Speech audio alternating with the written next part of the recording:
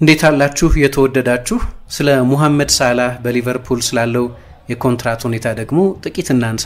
ያው በዚህ ውድድር ዘመን መቼስ ሊቨርፑል አንዱ በጣም እንዲደነቅ የሚያደርገው ነገር የሶስት ትልልቅ ተጫዋቾቹ የኮንትራት ሁኔታ 3 ወር ብቻ ነው የቀረው። አሁን ግን ቡድኑ ላይ ዲስትራክሽን አልሆነ። ሙሐመድ ሳላህ በተደጋጋሚ በውድድር ዘመኑ ስለ ኮንትራቱ ጉዳይ በተደጋጋሚ ቢናገርም በሊቨርፑል የመጨረሻ የውድድር ዘመኔ ሊሆን ይችላል ቢልም አንዳንድ ጊዜ ደግሞ በእርግጠኛ ድምጸት የመጨረሻ የውድድር ዘመኔ ነው ያለ ቢናገርም ነገር ግን የሊቨርፑልን የቡድን መንፈስ አልረበሸውም። ይሄን ሃንድል ማድረግ መቻል በጣም አስደናቂ ማኔጅመንት ጥበብ ነው ብዬ አስባለሁ። ምክንያቱም እነዚህ ተራ ተጫዋቾች አይደሉም። በሊቨርፑል ያለፈው 30-40 ዓመት ምርጥ ቡድን ውስጥ ዋናዎቹ ተዋንያን ናቸው። የምንጊዜም የሊቨርፑል ምርጥ ተጫዋቾች በሚል ስማቸው የሚጠቀሱ አይነት ማለት ነው። ቨርጂል ቫን ዳይክ፣ ሙሐመድ ሳላህ፣ ትሬንት አሌክዛንደር አርኖልድ። ስለዚህ እንደዚህ አይነት ትልልቅ ተጫዋቾች የኮንትራት ጉዳይ የመጨረሻዎቹ የማለቂያ ወራት ላይ ጭምር የቡድኑ መንፈስ አልተበተነም። የአርነ ስሎትም የተጫዋቾቹም ፕሮፌሽናላዊ ጠባይ ምሳሌ ነው ብዬ ወስዳለሁ። በተለይ ሙሐመድ ሳላህና ቨርጂል ቫን ዳይክ ከዚህ በፊት አስደናቂ የውድድር ዘመናትን በግላቸውም ደግሞ ከቡድናቸውም ጋር ያሳለፉ ቢሆንም አሁን ልክ እንደ ፒካቸው ነው እየተጫወቱ ያሉት። የሙሐመድ ሳላህ የሊቨርፑል የምንጊዜ ምርጡ የውድድር ዘመን የሚሆን ይመስላል። ቨርጂል ቫን ዳይክም ከዚህ የተሻለ ብዙ የውድድር ዘመን የነበረው አይመስለኝም። ሌሎች አስደናቂ የውድድር ዘመናት ነበሩት፣ ቢያንስ ከነሱ ጋር የሚነጻጸር የውድድር ዘመን ነው እያሳለፈ ያለው። በተለይ ሁለቱ ትሬንት በተለይ የመከላከል ድክመቶቹ በፊትም የምናውቃቸው ናቸው፣ ግን በክሬቲቪቲ በኩል አሁንም የሊቨርፑል ትልቁ ክሬቲቭ ተጫዋች ነው። ስሙ ያለማቋረጥ ከሪያል ማድሪድ ጋር ይነሳል። ግን በድጋሚ ትኩረቴን ወደ ሙሐመድ ሳላህ ላድርግ።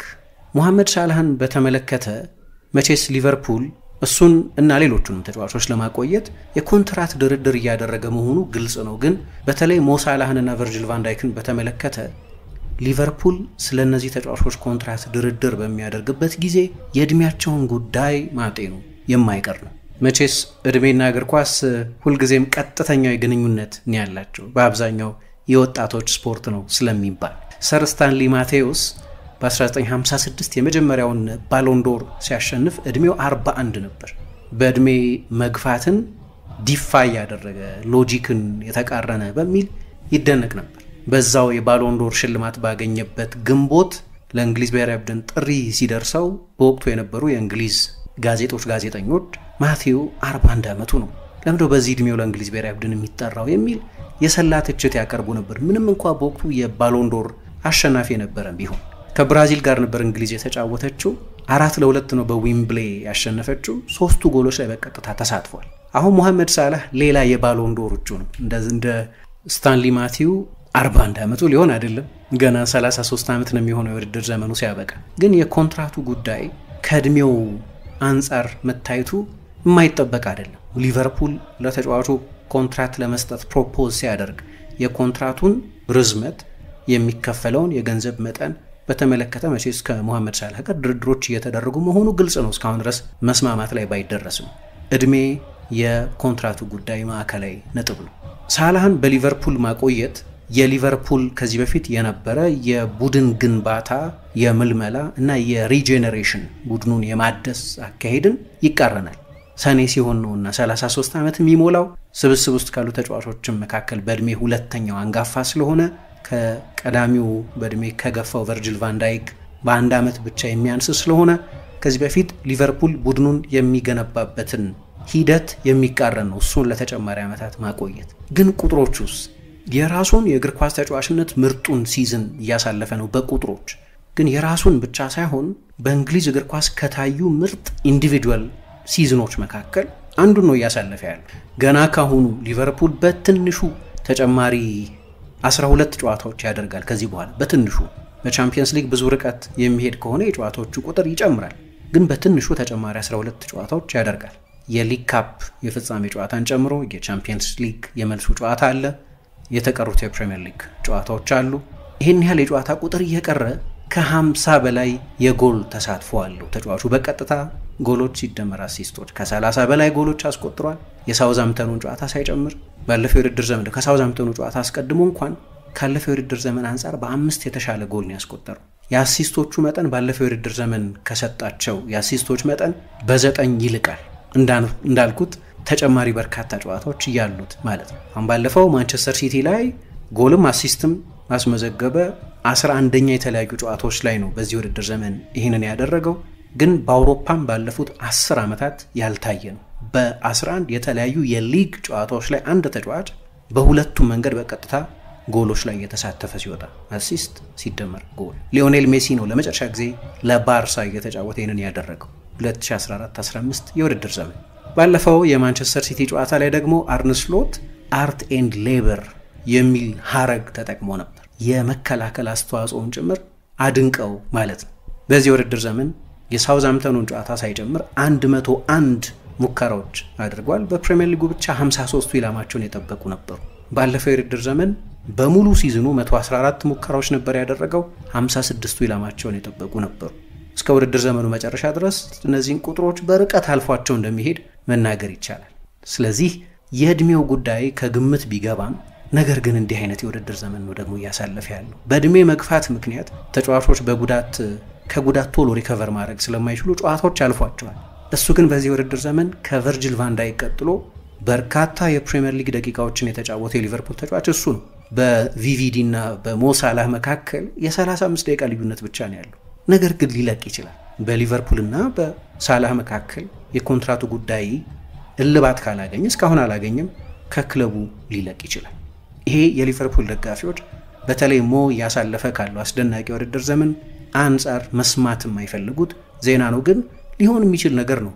ኮንትራቱ እስኪያበቃ እስከ ጁን 30 ድረስ መፍትሄ ካልተገኘ ሙሐመድ ሳላህ ሎጂክ ዲፋይ ያደረገ ነው ወይ የተለመደ ልማድን የሻረ ነው የሚባልበት አንደኛው ምክንያት ከዚህ በፊት የተሰሩ የተለያዩ ሪሰርቾች አሉ። አንድ ጆርናል ፎር ሜዲሲን ኤንድ ስፖርት የሚባል አንድ ጆርናል የፎረንሲክ ጥናት አድርጎ ነበር። የኮምፒውተራይዝድ የሆነ የትራኪንግ ሲስተም ተጠቅሞ ዴታ ከ154 የላሊጋ ተጫዋቾች ሰብስቦ 7 ሲዝኖችን አካቶ 14092 የጨዋታ አስተውሎቶችን ከግምት አስገብቶ የተሰራ ጥናት እና በዚህ ጥናት እነዚህ 54 ተጫዋቾች ላይ እድሜያቸው 30ዎቹን ካለፈ በኋላ በአንዳንድ ፊዚካል ሜትሪኮች ወይም የተጫዋችን አካላዊ ግብአት በሚለኩ መስፈሪያዎች በየዓመቱ ብቃታቸው እየቀነሰ ሲመጣ የሚሸፍኑት የሜዳ ክፍል፣ የሚያደርጓቸው ስፕሪንቶች፣ የፕሬሲንግ ኤፈርት የሚሉት ብዙ ፕሬስ የማድረግ መጠን በየሲዝኑ ድራማዊ መንገድ በሆነ መጠን ባይሆንም ነገር ግን በየሲዝኑ እየወረደ ይሄዳል እና ይሄ ጥናት ምን ይላል? አጥቂዎች ፒካቸው ላይ የሚደርሱት 25 ዓመታቸው ላይ ሲደርሱ ነው ይላል። ከአማካዮች ወይም ከተከላካዮች በ2 ዓመት ቀድመው የብቃታቸው ጣሪያ ላይ ይደርሳሉ። ተከላካዮችና አማካዮች ፒካቸው ላይ የፐርፎርማንስ ፒክ የሚባለው ማለት ነው 27 ዓመት ላይ ሲሆን የሳላህን የእግር ኳስ ህይወት ብታዩ ከዚህ ሪሰርች ጋር በቀጥታ የተዛመደ ነገር ታገኛላችሁ። በ25 ዓመቱ ላይ እስከዚህኛው የውድድር ዘመን ድረስ ፒኩ ላይ የደረሰ መስሎ ነበር፣ ወይም የሱን የእግር ኳስ ህይወት ምርጡ ሲዝን ያሳለፈ መስሎ ነበር። ምናልባት በጎል አሁንም የውድድር ዘመን ምርጡ የውድድር ዘመን ሊሆን ይችላል። በዚህ የውድድር ዘመን ምናልባት 44 ጎል ላይ ካልደረሰ ሊደርስ ይችላል። ግን በፕሪሚየር ሊግ ብቻ 25 ጎሎች ስላስቆጠረ ማለት ነው።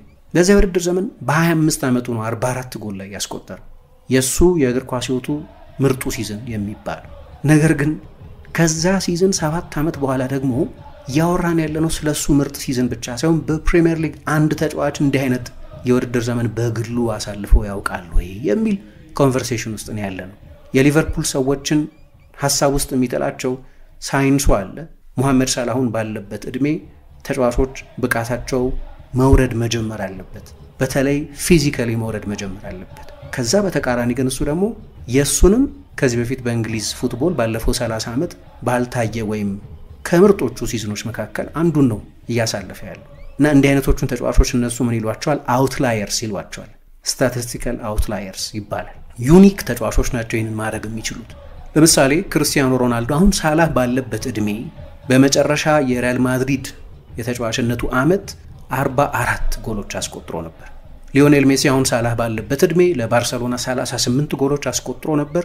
ዝላታን ኢብራሂሞቪች ለፓሪስ ሳን ጀርማ 41 ጎሎች አስቆጥሮ ነበር። ሮበርት ሌቫንዶቭስኪ ለባየር ሚኒክ 48 ጎሎች አስቆጥሮ ነበር። አሁን እነዚህ ተጫዋቾች የፕሮፌሽናሊዝም ምሳሌዎች፣ በእኛ ትውልድ ያየናቸው ምርጥ ተጫዋቾች ናቸው። ግን ከሁሉ በላይ የኑሮ ስርዓታቸው፣ የፕሮፌሽናል ምግባራቸው ሁሌም በሚደነቅ መንገድ የሚነገርላቸው ናቸው። ክርስቲያኖ ሁሌ ስለ እንቅልፍ ፓተርኑ፣ ስለ አይስ ባዙ፣ ስለ አመጋገቡ ብዙ ይወራል። ግን ሜሲም እንደዛ ነው። ድሮ ፒዛ ይወድ የነበረው ተጫዋች ከ26 ዓመቱ ጀምሮ የኒውትሪሽን ጥንቃቄው በጣም ያስደንቃል። ዝላታን ኢብራሂሞቪች ዮጋው ምኑ 40ዎቹን ካለፈ በኋላ እድሜው ጭምር እንዲጫወት አድርጎታል። ሮበርት ሌቫንዶቭስኪ የስነ ምግብ ባለሙያ በሆነች ባለቤቱ ምክንያት ሰዎች ምግብ የሚመገቡበትን ስርዓት ገልብጦ የሚመገብ ነው። ስታርተር አለ፣ ሜን ኮርስ አለ፣ ዲዘርት አለ። ግን ከዲዘርት ነው የሚጀምረው። ከዛ አንቲክሎክዋይዝ ያደርገዋል፣ ገልብጦ ይመገባል። ምክንያቶች አሉት። ለሪከቨሪ፣ ለእረፍት፣ ለእንቅልፍ፣ ለአመጋገብ የሚሰጡት ትኩረት የተለየ ነው። አውትላየርስ ይባላል። እነዚህ ከተለመደው እድሜ ከሚያመጣው ጫና በአብዛኛው የተላቀቁ ተጫዋቾች ናቸው። ቅድም በ33 ዓመታቸው አሁን ሳላህ ባለበት እድሜ የነበራቸውን ቁጥር ነው ያነሳሁት። ግን አሁንም በብርታት ቀጥለዋል። ሮናልዶ ባለፈው ወር 40 ዓመት ሆኖታል። እንደው የሳውዲ ስታቲስቲክሱን እንኳ ብንቶ ለአልናስር የሚያስቆጥረውን የጎል መጠን አንድ ስታት እያየሁ ነበረ ሰሞኑን። ከ30 ዓመቱ በፊት ያስቆጠረው የጎል ቁጥርና ከ30 ዓመቱ በኋላ የጎል ቁጥሩ እኩል ሆኗል የሚል ስታት እያየሁ ነበር። ግን ለፖርቱጋል ብሔራዊ ቡድንም ባለፉት 9 ጨዋታዎች 10 ጎሎች አስቆጥሯል። ሌቫንዶቭስኪ በ36 ዓመቱ 34 ጎሎችን ለባርሰሎና ገና ከሆኑ አስቆጥሯል። ኢብራሂሞቪች በ41 ዓመቱ ነው ጫማ የሰቀለው። ሳላህም እንደነዚህ አይነት ተጫዋቾች ታይፕ ነው። በእነዚህ ተጫዋቾች ተርታ የቱ ጋር እናስቀምጠዋለን ሌላ ጉዳይ ሆኖ፣ ግን ከኛ ትውልድ ምርጥ ተጫዋቾች መካከል አንደኛው መሆኑ ብቻ ሳይሆን ስለ እነዚህ ተጫዋቾች የተናገርኩት አይነት ፕሮፌሽናል ጠባይ ያለውን። ስለዚህ ሊቨርፑል ጀጅመንት ጠቅላላውን ሳይንስ ነው ወይስ አውትላየር የሆኑት ላይ ነው የሚያተኩረው የሚለው ላይ ትልቅ የማጠንጠኛ ነጥብ ይሆናል ማለት ነው። ሊቨርፑል ከሞላ ጎደል ባለፈው 10-12 ዓመት በትልልቅ የዝውውር ውሳኔዎች ላይ በሚገዛቸውና በሚለቃቸው ተጫዋቾች ላይ ግሩም ጀጅመንት ያለው ክለብ ነው። ክሎፕ የሊቨርፑል አሰልጣኝ በነበሩበት ጊዜ 81 ተጫዋቾች ከሊቨርፑል ለቀዋል። ከነዚህ መካከል እንደው ሙሉ ለሙሉ ተሳክቶለታል ተብሎ ሊነገር ከቻለ አንድ ተጫዋች ብቻ ይመስለኛል ሊነገርለት የሚችለው፣ እሱም ዶሚኒክ ሶላንኪ ነው። ወደ ሊቨርፑል መጣ፣ ጎል አላስቆጠረም። ከቼልሲ ነበር ያስፈረሙት፣ የካሳ ክፍያ መክፈል ነበረባቸው፣ ግን በሊቨርፑል የሚታወስ አስተዋጽኦ አልነበረውም። ስለዚህ ዝቅ ወዳለ ክለብ መሄድ ነበረበት፣ ወደ ቦርንመዝ። እዛ በጣም ጥሩ ተጫወተ፣ ለብሔራዊ ቡድን ተጠራ፣ በ65 ሚሊዮን ፓውንድ ወደ ቶተንሃም ሄደ። ከሊቨርፑል ከለቀቁ ተጫዋቾች መካከል ጥራቱን በጣም አሻሽሎ ተገኘ ከተባለ እሱ ነው ሊባል የሚችለው። ግን ሶላንኪ በአሁኑ የሊቨርፑል ቡድን ውስጥ የመጀመሪያ አሰላለፍ ውስጥ ስለመካተት ዋስትና ያለ አይመስለኝም። ሌሎች አሉ ደህና የፕሪሚየር ሊግ ተጫዋቾች የሆኑ ሃሪ ዊልሰን፣ ኒኮ ዊሊያምስ አይነት። ግን እነዚህም ቢሆን ጥሩ የፕሪሚየር ሊግ ተጫዋቾች ሆኑ እንጂ ለዚህኛው የሊቨርፑል ቡድን የመጀመሪያ አሰላለፍ ውስጥ ገብተው ሊጀምሩ የሚችሉ አይደሉም። ፌሊፔ ኮቺኞ በፍጹም ተመሳሳይ ተጫዋች አልሆነም። ሳዲዮ ማኔ ወደ ባየር ሚኒክ ሲለቅ በወቅቱ ቅሬታዎች ነበሩ፣ በሊቨርፑል ደጋፊዎችም በአጠቃላይ በእግር ኳሱም ውስጥ ባሉ ሰዎች። በጣም አስፈላጊ ተጫዋች ስለነበር በመጨረሻ የውድድር ዘመኑ በተለይ ግማሹን ደግሞ 9 ቁጥር ሆኖ ተጫውቶ ከሉዊስ ዲያዝ መፈረም በኋላ 23 ጎሎች አስቆጥሮ ስለነበር፣ በቻምፒየንስ ሊግም በርካታ ትልልቅ ጎሎች ስላስቆጠረላቸው፣ በፕሪሚየር ሊግም 92 ነጥብ ይዘው ሲጨርሱ እንዲሁ በጣም ጠቃሚ ስለነበር የሱ መልቀቅ እንደ መገፋት ተደርጎ ነበር የታየው። ከዚያ በኋላ ግን በባየርን ፍሎፕ አደረገ። 35 ሚሊዮን ፓውንድ ነው ከዚህ ተጫዋች ዝውውር ለስንት ዓመት ተጠቅሞበት ሊቨርፑል ያገኘው። ከባየርን በኋላ ወደ ሳውዲ ነው ሄዶ እንደምታውቁት። ስለዚህ የሊቨርፑል ጀጅመንት የተጫዋቹን ከዛ በኋላ አወራረድ ስናይ ትክክል ነበር ማለት ነው። ደግሞ በእሱ ቦታ የሚጫወቱ ተጫዋቾችም አምጥቶ ስለነበር እንደ ሉዊስ ዲያዝ አይነቱ ተጫዋች ያን ያህል ትልቅ ቀዳዳ ተፈጥሯል ለማለት ያስቸግራል። ሊቨርፑል ሙሐመድ ሳላህን ቢለቅ ከገንዘብ አንጻር ከሳዲዮ ማኔ ከሽያጭ ያገኙትን አይነት ገንዘብ አያገኙም ውሉን ጨርሶ ስለሚለቅ። ነገር ግን ቢያቆዩት ደግሞ እና ተጨማሪ የ2-3 ዓመት ውል ቢሰጡት፣ አሁን ባለው ኮንትራት ላይ እንኳን ቢሰጡት እና ድንገት ብቃቱ ቢወርድ ትልቅ ፋይናንሳዊ ኪሳራ ሊሆን ይችላል። የ3 ዓመት ኮንትራት ቢሰጠው ለምሳሌ አይ ቲንክ አሁን 21 ሚሊዮን ፓውንድ ነው በአመት የሚከፈል። አሁን ባለው ኮንትራት እንኳን ቢፈርም ከ60 ሚሊዮን ፓውንድ በላይ መክፈል አለበት ሊቨርፑል። እና ድንገት በሌሎች ተጫዋቾች ላይ የሚስተዋል ከ30 ዓመት በኋላ ድንገት የብቃት ማሽቆልቆል ቢመጣ ትልቅ ኪሳራ ሊሆን ነው። ሊቨርፑል ደግሞ ይሄ ሰልፍ ሰስቴይነብል ሞዴል የሚባል የክለቦች የፋይናንስ ሞዴል አለ አይደለም። ልክ እንደ ሌሎች ሀብታም ባለጠጎች ቤኔፋክተር የሉ። ኤፍኤስቢ፣ ጆን ደብሊው ሄንሪ ክለቡ ራሱ በሚያገኘው ገንዘብ እንዲተዳደር የሚያደርጉ ናቸው እንጂ ከነሱ ካዝና አይደጉሙም። ቤኔፋክተር የሉ። የስቴት ክለብ ወይ መንግስት ክለብ አይደለም፣ ወይም የኦሊጋርክ ክለብ አይደለም። ባለፈው ከ10 ቀን በፊት ገደማ ይመስለኛል ሊቨርፑል ከታክስ በፊት የ57 ሚሊዮን ፓውንድ ባለፈው የፋይናንስ ዓመት እንደገጠመው ገልጾ ነበር። የፋይናንስን ጉዳይ በተመለከተ ጥንቃቄ ማድረግ ያለበት ለዚህ ነው። ውሳኔዎቹ እነዚህን ሁሉ ግራ ቀኝ ማየት የሚጠይቁ የሚሆኑት በዚህ የተነሳ ነው። ኤድዋርድስ ሲኢኦ ማይክል ኤድዋርድስ፣ ሪቻርድ ሂውዝ የስፖርት ዳይሬክተሩ የግድ ይህንን ማየት አለባቸው። አሁን ከ350 ሺህ እስከ 400 ሺህ ፓውንድ በሳምንት ይከፈለዋል። የተለያዩ ፊገሮች ናቸው የሚጠቀሱት። ስለዚህ ከ18 እስከ 21 ሚሊዮን ፓውንድ አካባቢ ይሆናል። ሊቨርፑል ሊያቆየው ይፈልጋል። አሁን እንግዲህ የፋይናንስ ኢንጂነሪንጉ ነው ትልቁ ችግር። ምክንያቱም ሌሎችም ትልልቅ ከፍተኛ ደሞዝ የሚከፈላቸው ተጫዋቾች በተመሳሳይ ጊዜ ከሊቨርፑል ጋር ድርድር እያደረጉ ስለሆነ የሶስቱንም ተጫዋቾች ውል ለ3 ዓመት አራዘመ ቢባል የ150 ሚሊዮን ፓውንድ ኮሚትመንት የሚሆነው እና ሪስክ አለው። ማጤናቸው ችግር የለውም፣ ጊዜ መውሰዳቸው ችግር የለውም። የኮንትራቱን ርዝመት በተመለከተ ማሰላሰላቸውም ተገቢ ነው።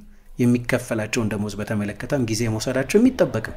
ስፖርቱና የተለያዩ ጥናቶች የሚያሳዩን ቨርጅል ቫን ዳይክ እና ሙሐመድ ሳላ ባሉበት በዚህኛው እድሜያቸው የተጫዋቾች ፐርፎርማንስ መውረድ ይጀምራል። ግን ደግሞ ያንን የተለመደውን ልማድ እየተቃረኑ ያሉ እንደ ሱፐርሜን እየተጫወቱ ያሉ ናቸው። ምን ያደርግ ነው ሊቨርፑል ትልቁ ጥያቄ።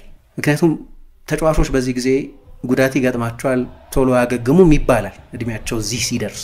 ግን ሙሐመድ ሳላህ አሁንም በዚህኛው የውድድር ዘመንም ከ4000 በላይ ደቂቃ ተጫዋቹ የውድድር ዘመኑን የሚያጠናቅቅ ይመስላል። በትንሹ 4000 ባለፈው የውድድር ዘመን ብቻ ነው ደግሞ ከ4000 ደቂቃ በታች የተጫወተው እንጂ ባለፉት 7 ሙሉ ሲዝኖች በትንሹ 4000 ደቂቃ ነው የተጫወተው። ሙሐመድ ሳላህ ለ7 ሲዝን ይሄንን ሲያደርግ በአርሰናል ያለ መጠን ብዙ ተጫወተ የሚባለው ቡካዮ ሳካ በአንድም ሲዝን 4000 ደቂቃን ሞልቶ አያውቅም። ምን ያህል ብዙ እንደሚጫወት ያሳያል። አሁን በዚህ ውድድር ዘመን ቅድም እንዳነሳሁት ከዋናው ብዙ ከተጫወተው ተጫዋች ቨርጅል ቫን ዳይክ በ35 ደቂቃን የሚያንሰው በሊቨርፑልም 98% በሚሆኑት የፕሪሚየር ሊግ ደቂቃዎች ላይ በአካል ተገኝቷል። አሁን ፈተናው ቅድም ያልኩት የእድሜ የኮንትራት ጉዳይ፣ ድንገት ፐርፎርማንስ ድሮፕ ያደረግ፣ እነዚህ ሁሉ ፐርሚዩቴሽን ሲታዩና ትልቁ ችግር ግን ሊቨርፑል እሺ በቃ ልልቀቀው አያዋጣኝም ብሎ ቢወስን ማን ነው ገበያው ላይ ያለው? ማን ነው የሳላህን የጎል ምርት ሊሞላ የሚችለው? የትኛው አማራጭ አለ? ፈተናው እሱ። ልክ እንደሱ የግራገር ተጫዋች የሆኑትን ብቻ ካየን በአውሮፓ ያሉት ምርጥ ተጫዋቾች ላሚን ያማል፣ ቡካዮ ሳካ አይነት ተጫዋቾች ነው የምንለው አይደለም። እነዚህን ደግሞ ማስፈረም ማይቻል በጣም አስቸጋሪ ነው። እነዚህም ተጫዋቾች ግን የሱ አይነት ፕሮዳክሽን ያላቸው አይደሉም። ግን እነሱ ማስፈረም አስቸጋሪ ነው። ስብስብ ውስጥ ያሉት ሉዊስ ዲያዝ፣ ዳርዊን ኑኔዝ፣ ኮዲ ጋክፖ፣ ዲዮጎ ጆታ፣ ወጣቶቹ ሃርቪ ኤሊየት፣ ቤንዶክ ሁሉም ጥሩ ተጫዋቾች ናቸው። ግን በጭራሽ በሳላ ደረጃ ላይ ያሉ አይደሉም። ስለዚህ ለመተካት በጣም ያስቸግራል። እነዚህን ሁሉ ቫሪየብሎች ነው ማሰብ የሚያስፈልገው። እንዲሁ የሳላህን የፓስፖርት እድሜ ካየን የእግር ኳስ ሕይወት ወደ መጨረሻ ዓመታት መድረስ ያለበት ነው። ግን የፓስፖርት እድሜውን የሚቃረን ፐርፎርማንስ ነው እያሳየ ያለው። ሌሎች ክለቦች ለምሳሌ ቼልሲ ከ30 ዓመት በላይ ለሆናቸው ተጫዋቾች ከ1 ዓመት በላይ ኮንትራት ያለመስጠት የረጅም ጊዜ ፖሊሲ አለ። አሁን እሱን ጭምር ሽሮታል። ቡድን ውስጥ እድሜው 30 ዓመት የሆነ ተጫዋችም የለም። በእድሜ ተጫዋቾች ገፋ ሲሉ በቀላሉ ይጎዳሉ፣ ፍጥነታቸውን ያጣሉ። በተለይ አጫዋታቸው ፍጥነታቸው ላይ የተመሰረተ ተጫዋቾች ከሆኑ ይላሉ። ይሄ ሳላህን የሚመለከት ነው። ፍጥነቱ ላይ የተመሰረተ አጫዋት ያለው ነው። ግን ስማርት ሆነ አይደለም። አሁን እንደ ድሮ ስፕሪንት አያደርግም። ባለፈው ፖል ሜርሰን ስለሱ ሲናገር የፕሪሚየር ሊጉ የምንጊዜ ምርጡ ተጫዋች ነው አለና ምክንያት አድርጎ የጠቀሰው ከፍጥነቱ መቀነስ ጋር ሰውነቱን አዳፕት አድርጎታል፣ አጫዋቱ በመጠኑ ተለውጧል አለ። ግን ሊቨርፑል ቅድም እንዳልኩት በአብዛኛው በዝውውር ጉዳዮች ላይ ምናልባት ባለፈው 10 ዓመት የአውሮፓ ስማርቱ ቡድን ሳይሆን አይቀርም። ከትልልቆቹ ክለቦች መካከል ዴታ የሚጠቀምበት መንገድ፣ አናሊቲክስን የሚጠቀምበት መንገድ፣ ቁጥሮችን የሚተነተንበት መንገድ በጣም አስደናቂ ነው። በአሜሪካ ስፖርት ኢንስፓየርድ የተደረገ ነው የነ ማይክል ኤድዋርድስ አካሄድ። በዚህ አካሄድ ነው ማኔን፣ ቫን ዳይክን፣ ሳላህን እና ሌሎቹን ስኬታማ ዝውውሮች የፈጸሙት፣ ክሎፕንም በአሰልጣኝነት የቀጠሩት። በዚህ ውድድር ዘመንም ተጫዋች አለማስፈረምን፣ ስሎትን መቅጠርን የመሳሰሉትን ውሳኔዎች ሲወስኑ ትክክል ነበሩ። ያው በደንብ ትልቅ ፍሬ አፍርተዋል። በእነዚህ ውሳኔዎች አንዳንዶቹን ባለማድረግ፣ ምንም ተጫዋች ባለማምጣት፣ ቡድኑን የማያሻሽል ተጫዋች ከሆነ ለምን አሁን ያለውን ዳይናሚክስ እንረብሻለን በሚል አሁን ሊቨርፑል የሳላህ ቁጥሮች አሉት፣ እኛም ማናውቃቸው የሊቨርፑል ኢንሳይድ ቁጥሮች አሉ። የክለቡ ሜዲካል ስታፍ የተጫዋቹን የጉዳት ታሪክ በሚገባ ያውቃል። በሚዲያ ሪፖርት ከሚደረጉት የጉዳት ታሪኮች ብዙ የሚጎዳ ተጫዋች አይደለም። የሊቨርፑል የፊትነስ አሰልጣኞች የተጫዋቹን የአካል ወቅታዊ ሁኔታ በሚገባ ያውቃሉ። እነዚህን ሁሉ ያጠናሉ የሊቨርፑል ሰዎች፣ ጥያቄ የለውም። ችግሩ አንዳንድ ጊዜ እድሜያቸው ከ33 ከ34 ዓመት በላይ የሆኑ ተጫዋቾች ድንገት የሚወርዱበት ጊዜ አለ። ያንን ነው መተንበይ የሚያስቸግረው። ለጊዜው ግን አይመስልም። ድንገት ጉዳት ቢገጥም ከጉዳት ለማገገም የሚወስደው ጊዜ በሃያዎቹ አጋማሽ እንዳለ ተጫዋች አይሆንም። እሱ ፍርሃት አለ። ሳላሁን ባለፈው የውድድር ዘመን ጉዳት ገጥሞት በሁለተኛው የውድድር ዘመን አጋማሽ 4 ጎል ብቻ መሰለኝ ያስቆጠረው ካልተሳሳትኩ። ቶሎ ወደ ብቃት የመመለስ ችግር ይገጥማቸዋል። ግን ደግሞ ቅድም እንዳነሳሁት ክርስቲያኖ፣ ሜሲ፣ ሌቫንዶቭስኪ፣ ዝላታን፣ ቲያጎ ሲልቫ፣ ሞድሪች እነዚህ ተጫዋቾች ሌቫንዶቭስኪ እድሜያቸው ከገፋ በኋላ ብቃታቸው ብዙ ያልወረደ ተጫዋቾች ናቸው። ሜሲ ዓለም ዋንጫ የወሰደበትን ዓመት ሌቫንዶቭስኪ የፒቺቺው ከፍተኛ ጎል አስቆጣሪ ሊሆን በ4 ጎል ርቀት ምባፔን እየመራ ነው። የባዮሎጂን ሕግ የጣሱ ተጫዋቾች ናቸው። ሊቨርፑል የትኛውን ይወስናል የሚለው በጣም አስፈላጊ ቁልፍ ነጥብ። ግን ማርጀት እንደየግለሰቡ ነው። የእድሜ ጉዳይ ለአንዳንዶቹ እድሜ ቁጥር ነው የሚያስብል ነው፣ ለሌሎቹ እንደዛ አይደለም። ባለፈው ስለ ሞድሪች እና ስለ ሩኒ እያነሳው ነበር። በሞድሪች እና በሩኒ መካከል የ1 ወር ልዩነት ነው ያለው። ሞድሪች ሩኒን በ1 ወር ብቻ ነው የሚበልጠው። ሞድሪች አሁንም በሪያል ማድሪድ ውስጥ በጣም አስፈላጊ ተጫዋች ነው። ሩኒ ግን ለመጨረሻ ጊዜ የቻምፒየንስ ሊግ ጨዋታ ካደረገ 9 ዓመት ሆኖታል። ለዚህ ነው ማርጀት ወይም እድሜ ወይም የእድሜ ቁጥር ኢንዲቪጁዋል ነው የሚባለው፣ እንደየግለሰቡ የተለያየ ነው። ሊቨርፑል እድሜን በተመለከተ ጥብቅ ፖሊሲ አለው። ባለፈው 9 ዓመት 2 ጊዜ ብቻ ነው እድሜው ከ27 ዓመት በላይ የሆነ ተጫዋች ያስፈረመው። ስለዚህ እድሜና የተጫዋቾች ፊርማ አዲስ ዝውውርን በተመለከተ ጠበቅ ያለ ፖሊሲ ያለው ነው። ስለዚህ ምን አይነት ውሳኔ ነው የሚወስኑት? እነዚህን ሁሉ ነገሮች ግራ ቀኝ ካዩ በኋላ ምን አይነት ውሳኔ ይወስናሉ? በእነሱ ብቻ የሚወሰን አይደለም። ያው ባይላተራል መሆን አለበት። በሁለቱም ወገኖች በኩል የሚወሰን ውሳኔ ነው። ግን ምን አይነት ውሳኔ ላይ ይደርሳሉ የሚለው በጣም በትኩረት እንድንጠብቀው የሚያደርግ ይመስለኛል። ብዙ ስህተት የሚሰሩ አይደሉም እነ ማይክል ኤድዋርድስ። ሙሐመድ ሳላህን በተመለከተ ለውለታ አይደለም ኮንትራት የሚሰጠው፣ ከዚህ በኋላ ይሰጠናል ተብሎ ለሚታሰብ አገልግሎት ነው አይደለም። እና ከዚህ በኋላ በዚሁ ፎርም ይቀጥላል ወይ ነው ትልቁ ጥያቄ። ይህን ማወቅ በጣም ያስቸግራል እንደ የተጫዋቾቹ አይነት ስለሚላይ። በቅርብ ዓመታት ቅድም የጠቀስኳቸው ትልልቅ ተጫዋቾች ለረጅም ጊዜ በዛ ፕሮዳክቲቪቲ መቀጠል እንደሚችል አሳይተዋል። ካልሆነ ግን እንደ ሊቨርፑል አይነት ሰልፍ ሰስቴነብል የፋይናንስ ሞዴል ያለው ክለብ ደግሞ ትልቅ የፋይናንስ ቁማር መውሰድ አይፈልግም። ምን ይወስናሉ? ጊዜ ይነግረናል።